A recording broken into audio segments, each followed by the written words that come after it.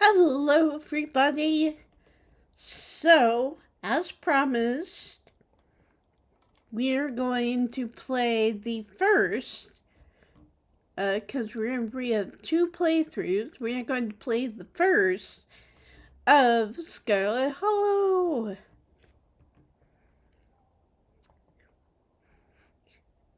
Now, the nice thing is that it should be relatively short. It's not a huge playthrough. But I'm also really hoping that that the next part of the update that's supposed to drop on the 20th has more stuff.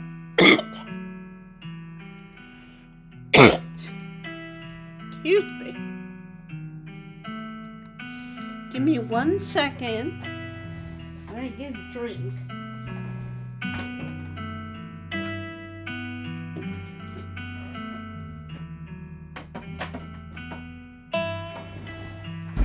There we go. Okay. So, we're gonna go to load. And, yep, Emily.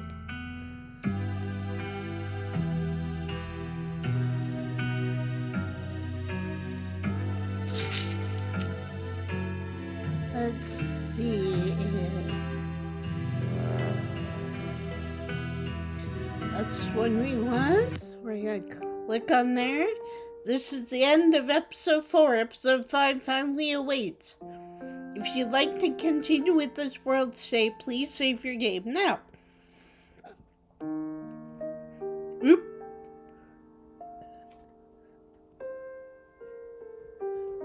I do not know what happened.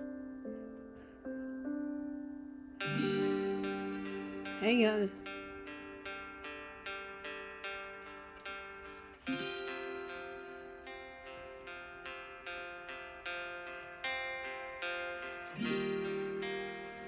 There we go. Continue. Would you like to see a recap? I don't think we're gonna do a recap because that would make this way too long. A lonely piano refrain echoes through your head as you sleep. It feels like it goes on forever, clumsy and uncertain of itself, stopping and starting at random. But as your dreams start to fade, you realize the music is following you to the waking world, continuing even as your mind re-solidifies and banishes the last few remnants of your dreams. When it finally stops, you're startled by the sudden silence. You're awake now, cold and uncomfortable, your muscles stiff and achy, your head still clouded with sleep. You realize there is a concerning lack of blanket and mattress. There is nothing beneath you but hard wooden floors, dusty and uneven. There's also a weight on your chest and claws digging gently into your skin. Your heart skips a beat. You're greeted by two beady eyes staring down at you over the twitching nose of the opossum that lives in your drawer. The other one is crouched in the corner, eyeing you warily. You're not in your room. Start crying, stand up smacking the opossum away, or stand up and get your bearings. You stagger to your feet, disorientated and exhausted, your limbs heavy and your head swimming. You stumble slightly, swaying as you try to keep your balance in the oddly tilted room.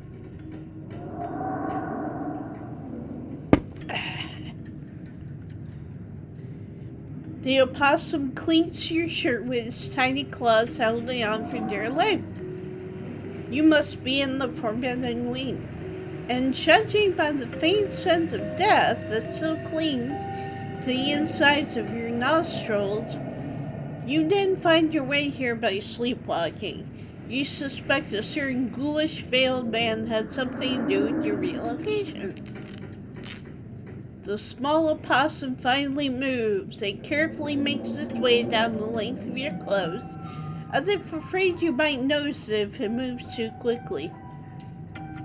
It hastens when it finds solid ground, scurrying to the larger opossum in the corner.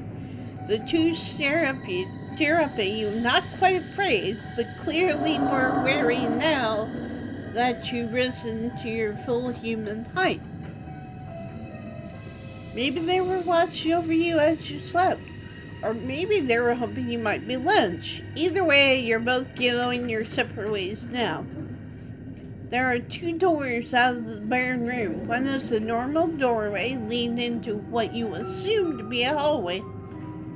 The other one is a door that must have once been hidden. Through the ruined state of the wallpaper has robbed it of its secrecy. Let's investigate. There does seem to be a clear way to open that, besides the brass circle where a handle should be. Look through the hole. You lean forward, peering into the narrow opening of what lies behind the door. It's your room, which means you'd be able to slip right back into the safety of the rest of the house if you could just manage to find the handle. We'll try forcing the door. You push on the wall, it doesn't budge. You try messing with the metal contraption that stands in place of the door's handle, tugging and jiggling and pushing on every which way, and still nothing. Let's yell. You yell, hoping that Tabitha has yet to leave for the mines. You receive no response. Call someone. You groggily pat your legs before realizing that you're still in your evening attire. It would seem Wayne wasn't thoughtful enough to bring your phone from the nightstand. Or maybe he'd prefer if you saw what there was to see in this place alone. Continue deeper. You make your way carefully across the sanded floor and deeper into the forbidden wing. Before you is a long hallway, age-stained curtains fluttering in the breeze, flowing in through cracked glass. Weak sunlight illuminates the dust dancing on the air. An ornate entryway, its door long gone, breaks the monotony of the faded wallpaper, and the staircase looms at the far end. Oh, I have keen eye. You can't help but notice the tracks leading up and down the grimy hallway floor. And you aren't surprised to see Wayne's unmistakable large footprints among their number. Clearly, the forbidden wing is only forbidden for some. So we're gonna investigate. You make your way to the dark doorway in the middle of the corridor. It seems like some kind of entertainment room, the sort you'd expect out of fancy rich people who wanted to show off. It would feel elegant if not for the massive crack that runs the entire length of the floor. The air here stinks of mildew. You can see why Tabitha doesn't want you exploring these rooms. There is a large painting on the far wall of the room. From a distance, it looks like it might depict the town. Your eyesight isn't what it was a few days ago, but you've learned to work around the degradation of your vision. So that means that in this playthrough, we took the deal from the ghost. We didn't have Booksmart. A bookshelf, or rather what's left of a bookshelf, hanging by a single rusted hinge. Its sagging shelves reveal some sunless space beyond, once hidden, now exposed by the rot of this house. So let's examine the painting. The painting highlights the number of old buildings and locales, many of which you've already visited: the town hall, the estate, the mines, and the clinic. So called the hospital by the time of this painting, the church. And then there's somewhere that you've yet to see: the historic Callaway Tremaine homestead. The faded bronze plaque beneath reads, "In commemoration of Enoch Scarlet, head of the Scarlet Hollow Landmark Revitalization Project. Let the past never be forgotten." And we'll examine the space. You cross the parlor, tasting each careful step along the way, and duck between the collapsed shelves of the old bookshelf. The space is dark, its features barely illuminated by the faint light trickling in through the myriad of cracks and holes in the wall. The wallpaper, a deep exquisite red, adds a blood-like glow to the dimness. The walls are lined with ornate display cabinets, some empty, some still presenting their antique treasures. Nestled between the cabinets, a single tall bookshelf remains standing, its occupants dusty but mostly intact. But all these are ornamental details. Your focus is drawn to an expensive-looking antique desk in the center of the room. Examine the desk.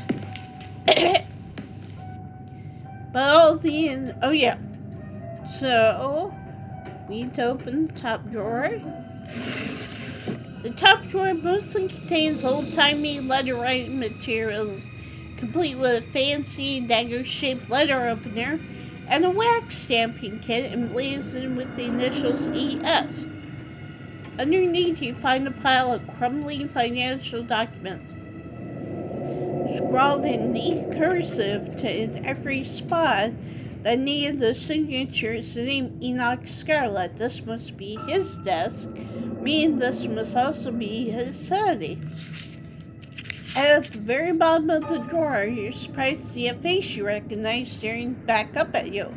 An antique photo of a young man, his blonde hair nearly white against the dark sepia background. It's Teddy. He looks almost exactly the same as he did in your vision. Almost. There's a carefree look in his eye that seems to have faded by the time he found his way to that hospital bed. Ooh. Oh, so I had powerful build. As you're searching for anything more notable among the contents of the drawer, you notice something peculiar: an irregularity in the molding along the top edge of the desk, almost as if it had been removed and replaced at some point. You slip a hand into the drawer, feeling along what would usually be the solid oak of the top of the desk, but the space is clearly hollow, your fingers making light knocking sounds as they fumble against the wood. You tug at the molding. It cracks almost immediately, your grip too strong for the age-weakened wood. The hidden shelf tumbles out, its contents spilling into the otherwise unremarkable top drawer. It's a bundle of notes. Scrawled on the first page is a design you find familiar. It's the stone from that pit in the mines. Its many-armed design scratched into the paper by an untrained hand. There are other drawings here, some of which you find just as familiar. The goat head carving from what was once a town hall, and the circle of figures from the clinic.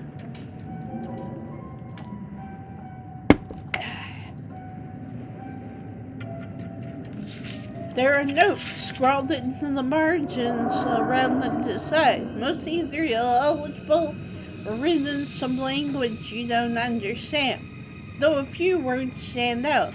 Prosperity next to the stone from the mines, dominion paired with the stone from town hall, vitality with the clinic. The remaining captions seem to read spirit, bounty, and throne, all attached to designs you don't recognize. So that means we have more seals to find. And that also might mean that our ancestor Enoch might have been the one to put those seals in place. Open bottom drawer. The bottom drawer offers some resistance, so you try to pull it out. It seems that it was locked, though the bit of metal attempting to hold it shut seems to have rusted to the point of uselessness years ago. It gives in with a sharp tug, rotting wood splintering softly somewhere within the century-old nut. Inside you find a strange collection of glass vials. Their surfaces are clouded over, but you can make out what seems to be paper, preserved somehow inside the containers. A hint of writing just at the edges. Open the vials. You reach for one of them, twisting the cork. It unseals with a pop, releasing a smell like an old pond, like decaying leaves and damp earth. So, I immediately clocked, these are spell jars. Pretty sure. You tug at the content of the corner of the slip of paper, and it unfurls, writing across the surface as crisp and clear as if it had just been written. To Miss Maeve, I know it has been several years since my last visit, but I do hope you remember the young lad who used to find himself at your doorstep more than you probably would have liked. I write to you now with the utmost, but the paper dissolves before you can finish reading it, as if it finally realized that it had been submerged all those years, turning to useless pulp between your fingers. It's unlikely you'll have the chance to return here, and the vials are too delicate to carry with you. Keep reading? Yes. You open another. Miss Verena, trouble with tea. Your president requested that. Another. Sorry, guys. Verena, know what you tried. Do not appreciate the attempt at subterfuge. Thought we both. Again, it dissolves. So, I kind of think they're spell jars, but they also might be messages in a bottle. Some of these letters are addressed to Miss Maeve and some to Verena. All are signed E.S. You assume these have to be from Enoch. Many seem unimportant, just listing in time and place. You assume meetings between Enoch and whoever this Verena may have been. Before you know it, the drawer is empty, the floor around you scattered with drained vials. They are stinky of wet rot. Step away from the desk. You step away from the desk. You see enough, return to the hallway. You turn to the hallway outside the parlor. Follow footprints down the hall. You follow the path laid out in the dust. It takes you up a flight of stairs, weighing down blocked by debris, and you find yourself on the third floor of the estate for the first time. There are more footprints leading all the way down the hallway and into the farthest door. There are much fainter tracks leading to the room in front of you, its doorway hidden behind a stack of boxes. These footprints are old enough to have accumulated some dust. They are also notably not made by boots. If you had to guess, they assumed they were loafers or some other kind of low heel.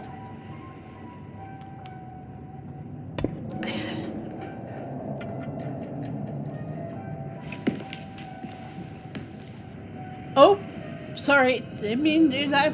You carefully approach the window at the far end of the hall. That sure is a cliff. There's nothing below the window but tops of distant trees, the ground having crumbled away. The only thing stopping you from plummeting to your death is the straining foundation that still somehow holds this place together, at least for now. Powerful build. Let's move the boxes. Your bones might be a little creaky, but you're not going to let a few boxes get in the way of your investigation. It's not as easy as it looks. The boxes are surprisingly heavy, and you find yourself using a not inconsiderable percent of your strength to push them enough to reveal the room beyond. And you succeed. You have to stand gasping in the doorway as you catch your breath, but victory is still yours. The room is coldly empty. The large antique bed is made, its sheets ancient and dusty, but still somehow giving off the feeling of tidiness. Even with cobwebs stretched between each corner of the four-poster frame. Search the desk. You step towards the desk. The drawer is practically overflowing with stationery. As you sift through paper, it quickly becomes clear to you whose room this is. There are stacks of bills in Edward Dean's name, filling nearly every drawer, and even once you manage to get past the layer of envelopes and trifold paper, you get a permafrost of receipts. It seems she was doing her best to be meticulous and hold on to any scrap of paper that might possibly be important. But when you reach the bottom drawers, you find something entirely different. Greeting cards, letters, small wrapped packages. Some open, some sealed, some crumpled into messy balls. You open one of the cards. Both pages are taken up by a half-handwritten note. Tabby, hope you're doing well. Not a day goes by that I don't miss you. Hope Pearland treats you to your best Christmas yet. I'm not sure what kind of doodads you're into these days, so I sent a little something that made me think of you. I made sure that they were the best shells of the bunch. Not sure how rare any of them are, but they're awful pretty, and they've still got that beach smell. And make sure you put your ear up to them, too. It doesn't compare to the real thing, but it comes close enough. And in case you think that makes me a cheapskate, I made sure to send along a little cash, too, so you can get yourself something a little nicer than glorified beach trash. Make sure you get Pearland to take you to the nice toy store, because that's where I'd take you if I was there. If you get the time, I'd love to hear from you. I miss you so much, Tabby. I'm always thinking of you. You can come out and visit me anytime. I know you've always wanted to see what it's like out east. I made sure to write out my address on the back of this card, just in case you didn't know how to get a hold of me.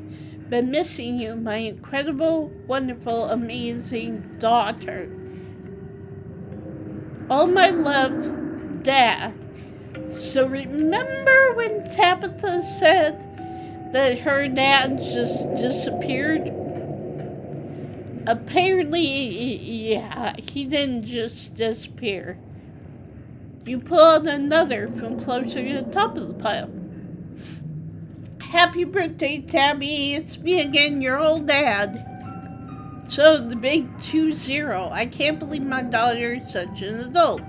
In my mind, you're still this bouncy little kid doing cartwheels on the front lawn, telling me what various sound animals make, like you're the professor of animal noises. I have no idea if you read these, but I'll keep writing them, even if sometimes it feels like I'm writing them to a ghost. I mean, we haven't spoken in almost 15 years. You're a whole human being now. And I have no idea what you're like. I'd like to think we get along though. As always, my address is on the back. I hope you'll decide to come visit me one of these days. I've got a guest room all set up just in case. It's always ready for you, kid. So, I'm assuming that Pearl Ann lied to Tabitha and told her her dad just left and abandoned her and all that. I love you, and I always will, no matter who you turned out to be. Love, Dad. There are years and years of these. Bottom drawers almost entirely unopened letters dated from when Tabitha Whitman's just a kid. All from him. You pocket a few of the cards. So search the closet. You make your way to the closet. It seems Edward Dean kept things neat and orderly, or as neat and orderly as she could, considering the decayed state of the place. You can't help but notice that these dresses look strikingly like the style Tabitha wears. You can imagine Pearl Ann sifting through Edward Dean's old trunks of clothes, recycling mothing vintage dresses for her daughter in place of buying anything new. The only thing here, besides her clothes and shoes, is a box shoved off to one side. You pick it up. Child-size overalls, striped shirts, a small pair of trousers with suspenders still attached. One of those little sailor suits boys from the 50s were always wearing. When you pull out the last shirt, a note is revealed, tucked away in the bottom of the box in a protective plastic sleeve. It's scrawled in almost illegible handwriting, written in some thick brown watery ink that's cracked with age. Mommy, I'm in here too, and I love you. Your hands tremble, the note somehow making the tips of your fingers feel dirty even as it sits behind a layer of plastic. You drop it back into the box, once again covering it with the clothes, shoving it back into the recesses of this forgotten closet where it belongs. You're done here. Return to the hallway. Finished with the tucked away room, return to the hallways. So that was Edward Dean's room. Enter the middle room. This space was clearly once a nursery, though no child has been in here for a long, long time. Check the bookshelf. The top shelf is occupied by antique picture books. Dick and Jane, books of nursery rhymes, ancient editions of Grimm's fairy tales. The lower shelves are full of educational material, from children's encyclopedias to writing practice workbooks. From the sheer number of learning-oriented books on the shelf, you get the impression that children who lived here were not supposed to be as interested in fun and fiction as they were in diction and spelling. That doesn't seem to have stopped them from making their own fun. You see quite a few books with children's art stuffed between the pages, the corners peeking out, tiny scribbled hands waving at you from their yellow paper. Pull out the children's art. You reach for a particularly doodled on encyclopedia off the shelf, its pages overflowing. If Daddy plays with me and Maribel, if my family goes to the zoo, if Mommy and Grandpa took us to work, if me and Maribel and Mommy and Daddy and Grandpa have a picnic. All these are signed with the carefully scrawled signature of Alexandra Scarlet. Remember, Alexandra had the doll that was in our closet. There's a strange, fantastical element to these pictures. Everyone is smiling and singing together as any family would in a child's drawing, and yet it feels like these are drawn in the same hopeful way a child would draw a unicorn. Expressions of some reality that Alexandra could only dream of. There are less joyful illustrations as well. Daddy napping, shows their father sleeping in a chair, a bottle of brown liquid conspicuously drawn on the table next to him. The two girls in what you assume must be Alexandra's doll, hovering in the doorway some distance away. Mommy going to work shows the girls crying in the upstairs window of the house as her mother walks away, an angry frown scrawled on her face. You get the feeling these are more accurate descriptions of the girls' lives. The last picture you pull out gives you pause. There's a new figure here, seemingly drawn behind a barrier.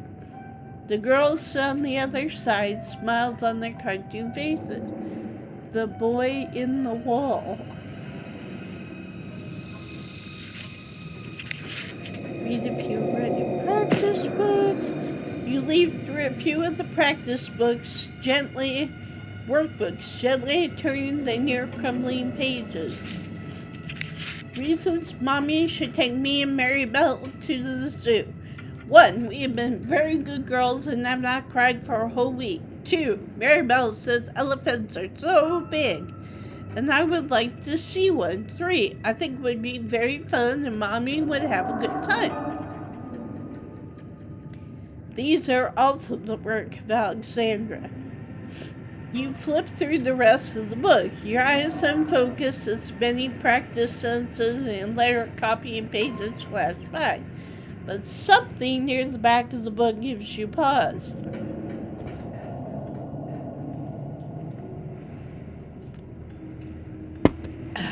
In a section that starts with the prompt "Today Alexandra continues with "Talk to the boy in the wall." There he is again. You're done here. Return to the hall. So, what I find interesting, because remember, Mary Belle, whose portrait is in our room, and Alexandra were sisters, and they apparently grew up together. But they also had a boy in the wall. So follow the trail into the furthest room. You continue following the trail of footprints, approaching the furthest room down the hall. The door was clearly meant to be hidden, but has been left open. The room is starkly empty, save for a rug and a few candelabras. The lack of dusty old boxes and rotting antiques mark it as distinct from the rest of the cluttered, forgotten spaces you've explored. The curtains on the far side of the room catch your eye. Below them you can see the edge of a tiled section of floor. The smooth white porcelain is a strange contrast against the hardwood. So we gotta examine the curtain. You cross the curtain and pull back the curtain. Behind it is what almost looks like a shower, but in place of a shower head is a mirror. Dangling from the end of a long straight chain.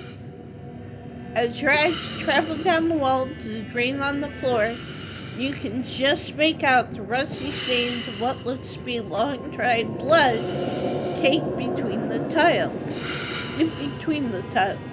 There's been an effort to clean it up, but just enough was missed that it doesn't escape your attention. It reminds you of something you might see in an abattoir. I have no idea what that is.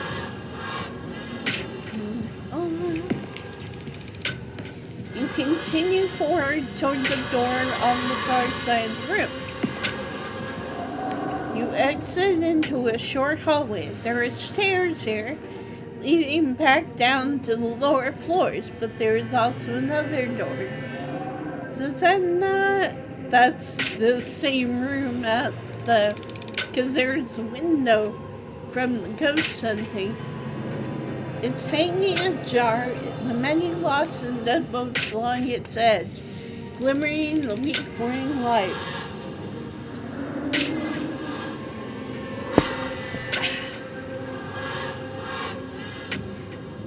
The door frame itself is gouged and splintered, evidence of some desperate creature tried to save itself from the room beyond, time and time again. You've been here before, haven't you? You step forward. This was a prison cell. Everything about this place reeks of neglected humanity.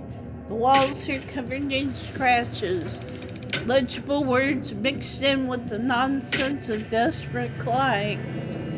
The one window set high in the far wall is fitted with thick pane of glass, and the iron bars just beyond it wouldn't be enough to hold the imprisoned. You can't help but notice that the doll from your closet sits watching you from the bed, one eyelid drooping. It adds an extra layer of menace to the outright deeply unsettling room. Property of Alexandra.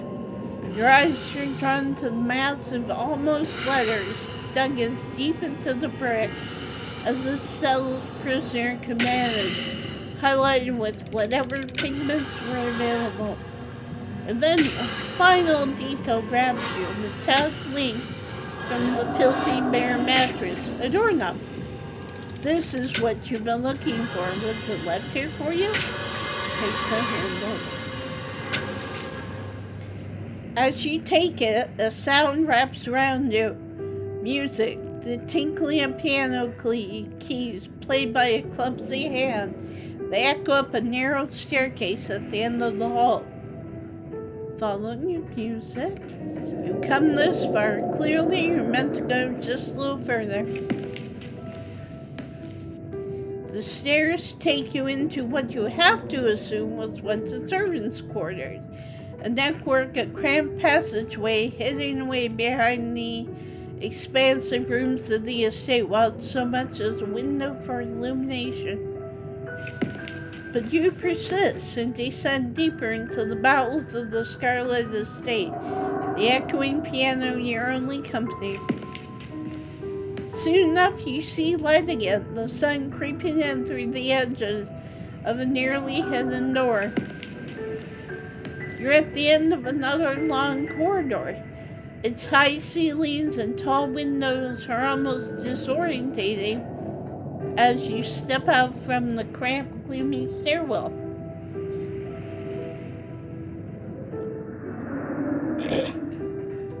The music echoes mournfully in the vast space, a chorus of wind, adding melancholic harmony as it whips in from the overgrown courtyard outside. This means the locked door into the forbidden wing is just down the hall. But you've yet to confront your guide. The musician plays on as you move cautiously through the dark. The slope now is so dramatic it feels like walking downhill.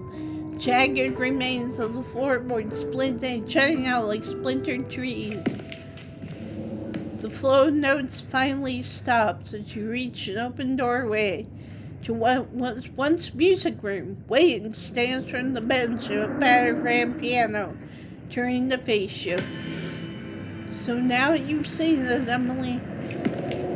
He makes his way down the tilted floor towards you. A breeze passes by him, carrying with it the smell from the wound that is his body. I hope you enjoyed the show. He stops just a few paces away, and I trust you understand the implications of everything you say. If you aren't careful and you put your faith in the wrong people, things could go very, very wrong for you. So we can attack him, but we're not going to. We're just going to talk. I'm gonna do this one. Did you need to carry me out from my sleep? Key knife. Wade twitches almost imperceptibly before answering. moment of weakness. I was impatient.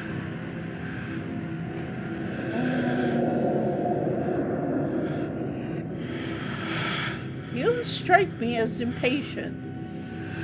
The days grow short. Take that as a sign that you should be feeling the same urgency.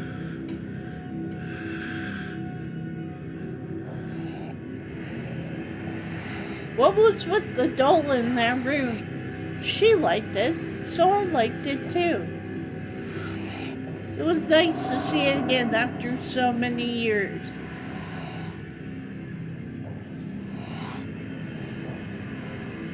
Who lived in that last room? Wayne cocked his head almost playfully. I did. I've been in that room a long, long time. Though my being free now is meaningless in the grand scheme of things. The town itself is enough of a prison that I might as well be stuck behind that door.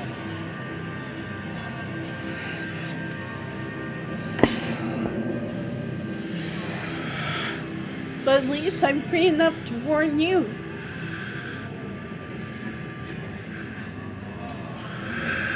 What do you mean the town is prison? I can't leave. No one really can. As it stands now, Scarlet Hollow doesn't like letting go of its prisoners. They may be able to cross the town line, but not without paying the price. That can be changed, though. It was always this way, and it was never meant to be. So, there's another playthrough where he speaks a little bit more, and he's like, that's what happened to Stella. She tried to cross the town line and her parents died. We put an end to it.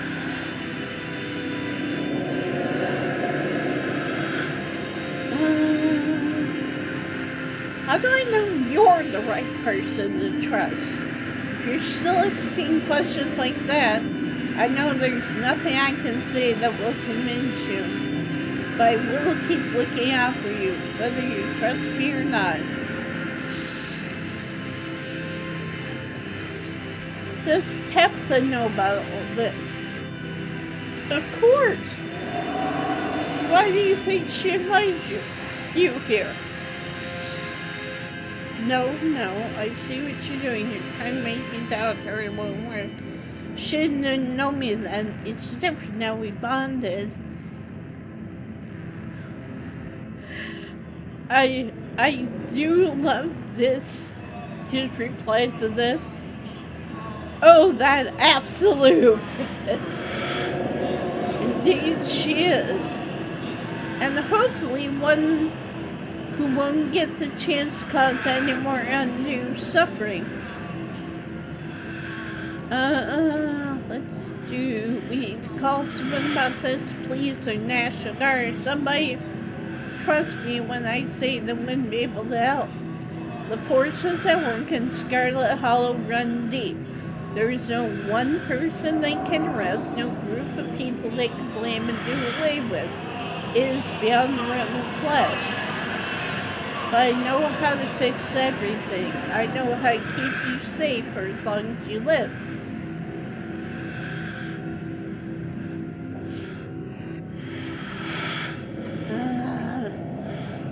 I trust you, but I don't know what I'm supposed to do about any of this. Wayne's shoulders seem to relax slightly, as if he's relieved. Good. Our enemies rely on keeping us divided. They know how much stronger we can be together. The witch holds some of the final pieces. Find her, pry them from her hands, and then everything should start falling into place. You have no idea what he could be talking about, unless you're already starting to forget about her. Sybil. He's talking about Sybil. Memory is a disloyal thing, isn't it? Physical, easily manipulated. But something being missing from your head doesn't mean it's gone from the world. Before either of you say another word, he vanishes back to the shadows of the forbidden flame. Now, my current possible theory, the spirit that's inhabiting Wayne is the spirit of Edward Dean's son, who wasn't stillborn and who lived. But then that begs the question, how'd he get out how'd he get out of the room? Who let him out?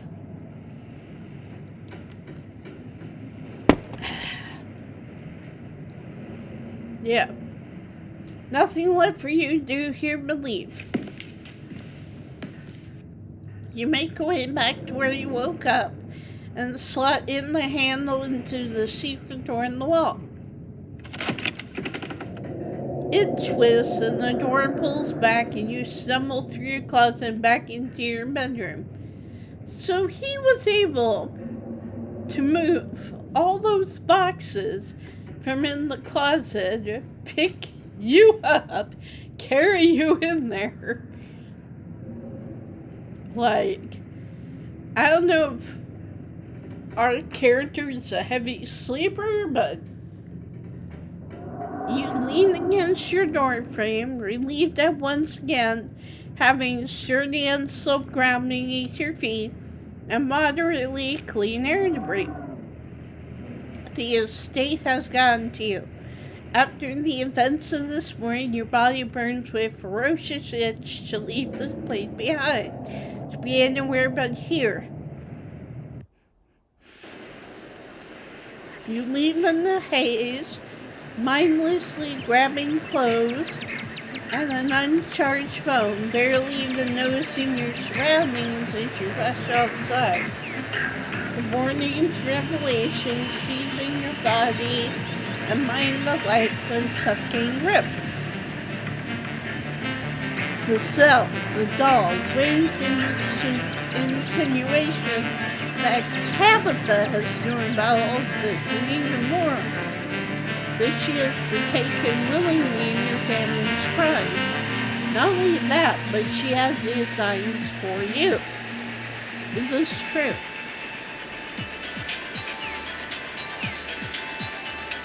So here's the thing. I don't think we can fully trust Tabitha, but I also don't think she knows the whole story. Also, there's something hinking at the back of my mind that is going, don't fully trust Wayne.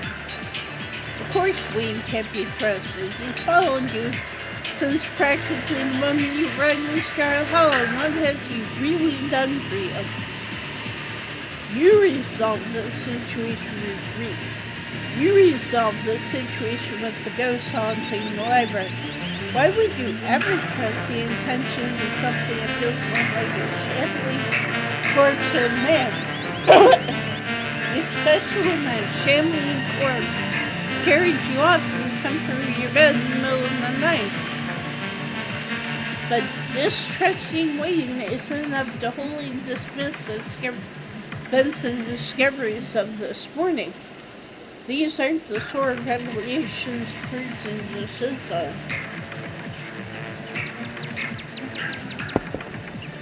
And also, like, Wayne wants us to go after Tabitha, to go after everybody in our family.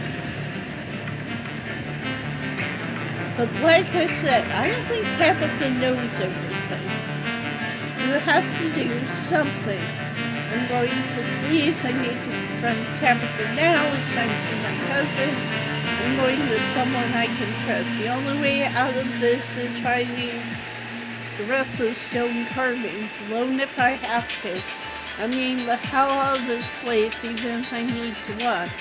Now, if we go to, here's the other bombshell. Can you trust anyone? Stella. Oscar, Avery, Civil, Dr. Kelly, Luke, and Mo. Notice who's missing from that list.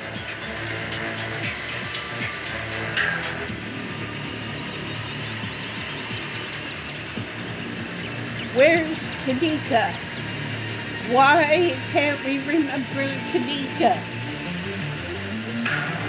I'm gonna go after Oscar. You can trust Oscar. Powerful wills, he's big. We have special connections. I need someone good at research to get the bottom of things.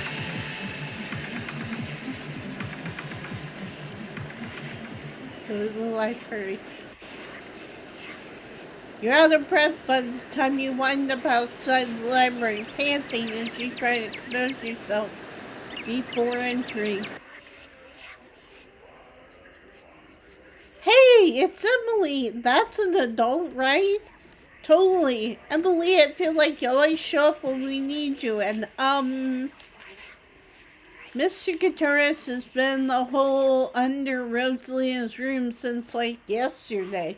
He won't come out. And he yelled at us when we tried to go down there, so we stayed over at my place. But my parents are kinda sick of sleepovers and said Rosalina has to go back to her house. But then Mr. Gutierrez is still under her room, and I don't think he wants us around, and he's talking to himself. Yeah, he's kind of scaring us. So maybe you can go talk to him for us?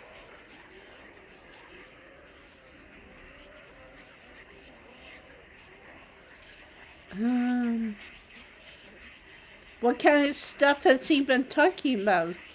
I don't know. A lot of stuff about the rock we found down there. Have you seen this old movie, The Amityville Horror? He sounds like the guy in that who tried to kill his whole family. Not that that's gonna happen or anything. Especially not if you talk to him. Do you think the ghost wasn't really gone? There hasn't been any weird ghosty stuff going on, so I don't know.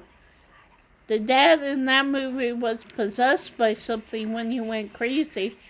Maybe my parents were just kidding, and we can both go stay at my house again. Head to the annex. You head into the library's annex and cross into Oscar's house. Rosalina's room is exactly as it was on Wednesday night. The very moment Stella opened the trapdoor, the carpet is pulled back, the hatch leading to the basement standing wide open. It sends an uncomfortable shiver down your spine, remembering the way it felt to see it in the twisted mind of a dead man. But that dead man is gone. You know he is. And now the only occupant of the dirt hole beneath Rosalina's room is Oscar, his muttered voice rising up from the open hatch.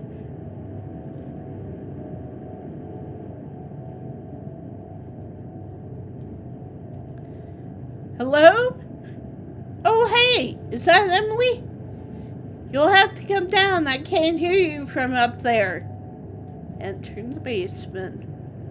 Could be a trap, but you descend into the basement to find Oscar crouching on the dirt amid a pile of muddy papers. There are markings scrawled on their off-white surfaces, words, symbols, all forming odd patterns. Emily, just who I was hoping to see. You would not believe the discoveries I made, or maybe you would, given everything you've witnessed this week. But it doesn't matter, because I finally have someone I can share this with. Because let me tell you, Rosalina was not ready to hear about everything I learned. Don't get me wrong, I get it, she's just a kid, and she's had a miserable week. But you, Emily, you're an adult, your brain is fully formed. No, I see a look in your eyes before you say anything. Let me just catch you up to speed. The town is alive. Well, maybe alive isn't quite the right word. Do you know about the Portuguese man o' war? Colloquially, we refer to it as a single organism, but it's actually a colony of different organisms working together as one unit. Genetically, they're all the same, but I'm rambling. Scarlet Hollow's like that, but the different organisms are these stone carvings, like the one right here.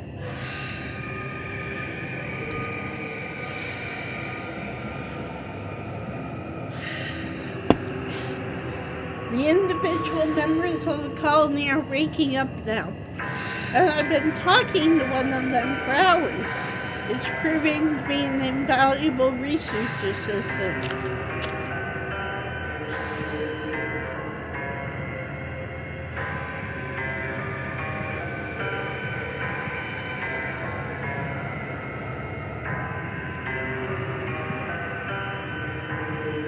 What exactly do you mean by talking to one of them?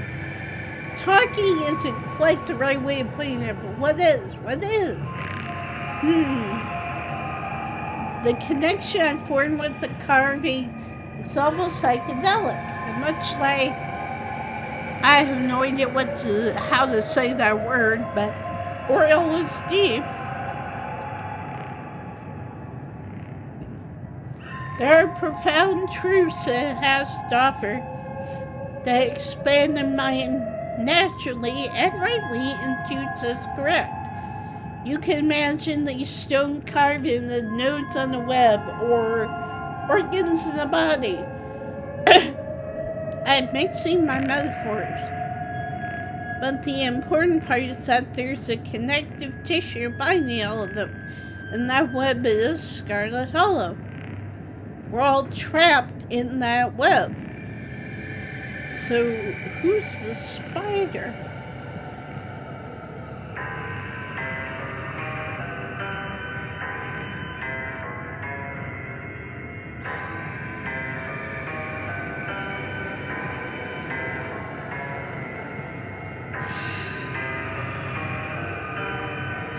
Okay, so we're caught in the web. What now? Is it obvious Dad? Rosalina and Alexis lean down from the hatch, silhouetted in the sunlight pouring through the bedroom windows. Rosalina, sweetheart, I'm in the middle of something at the moment. You've been down there forever. Alexis is hungry. I'm hungry. You've got to be hungry too. Can you just come upstairs for food? Last night, it's only been a few hours. Mr. Gutierrez, it's Friday now, and like almost noon. Oh, is that right? Friday? Oscar sighs, rubbing the bridge of his nose. His glasses have left deep marks in his skin, irritating red. I see. I'll be up in a second. You said that. I promise this time. Emily's just about to leave, and then I'll come up.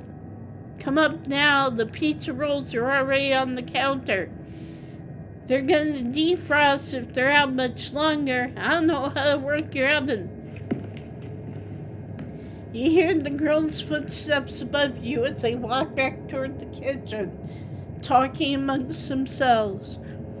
The connection is weaker now anyway. Maybe the stone wants me to take a break too. Ha. Emily, before I forget. He reaches for one of the books on the floor, casually ripping a page free and holding it out to you. It's a map of Scarlet Hollow. There's another one on Julius Tremane's farm. It's already starting to wake up. Go there. Do what you've done with the others, and hopefully I'll have more for you when you're back. I'll refuel. Make sure the girls are squared away. Then it's back to work, if the carving still wants to talk.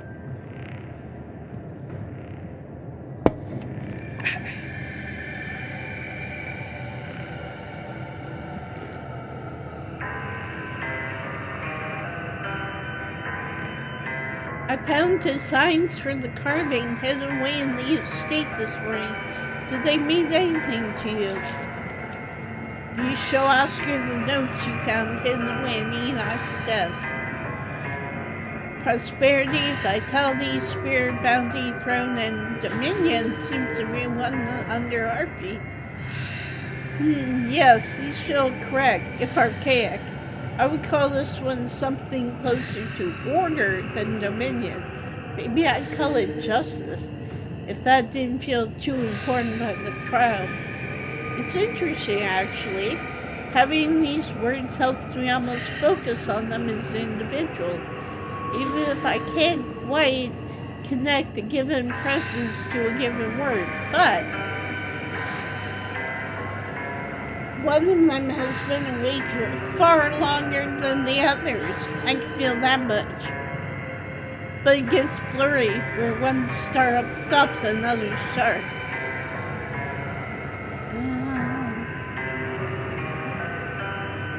Oh yeah.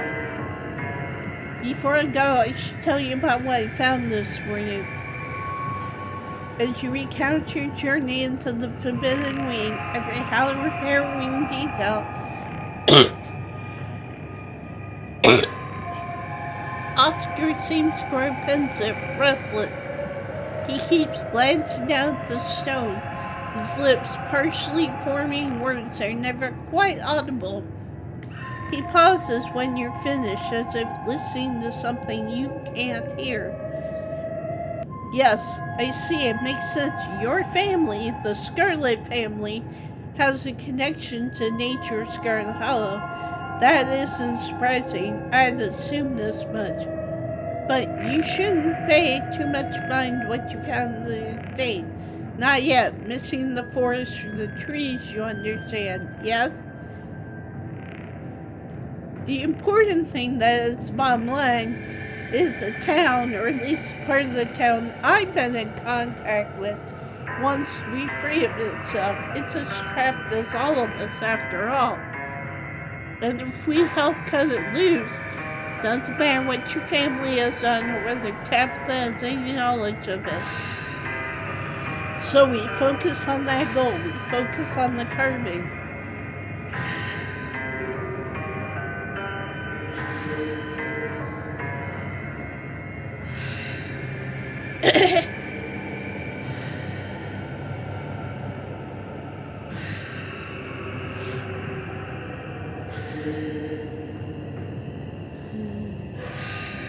Wayne wanted me to find someone he called the Witch. Do you have any idea who she is or how she might come into play? Is that so? The Witch. That word, it feels heavy, doesn't it? Important. At least to the carving. If Wayne mentioned it, he must have goals in common with the carving. This witch is familiar to it. There's anger I see, of course. She brought them here. It's her fault. He wants you to destroy her.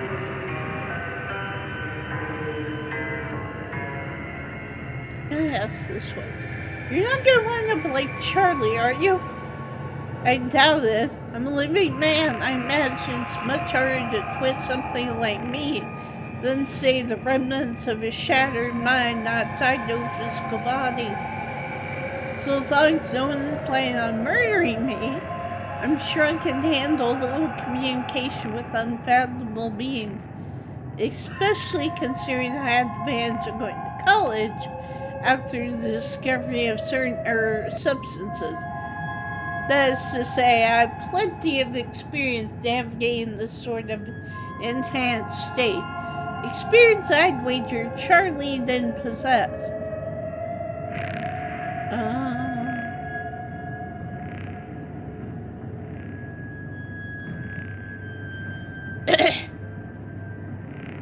I'm gonna do this one. You've done enough, Oscar. Take care of yourself and your family. I'll handle the rest of it. Yes, I've been down here a long time, haven't I? This thing is as dangerous as it's helpful. So easy to lose myself in conversation. I'll rinse off, cook for Rosalina and myself. I should probably eat too. But once I've refueled, I can come back down. I don't know why this carving has chosen me, but it's already helped so much, hasn't it? For the first time since that bloodstain appeared on the carpet, I actually feel useful. I'm going to make it count. Oh, we know that.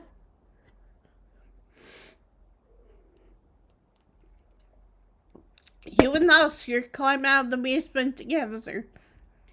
You attempt to say parting words, but he quickly ushers you out the door, clearly already eager for the chance to return to his rock. See, I find that interesting that you can. That the carving is talking to. I just wonder, is it way? Is it different? You exit the library, finding yourself back on Main Street with a map of Julius Tremaine's homestead in hand. But where could you possibly turn to next?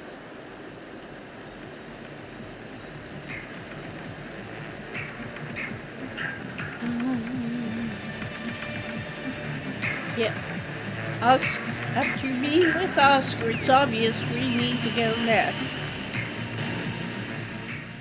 Your destination set, you start the miles-long hike to the Tremaine and Callaway farms. You can only hope the answers await you there, rather than even more questions.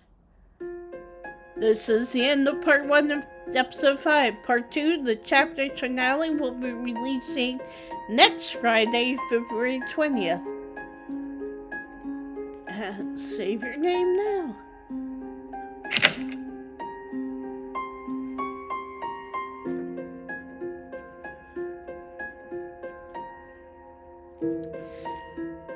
Perfect. And as you can see, I've got a ton more playthroughs.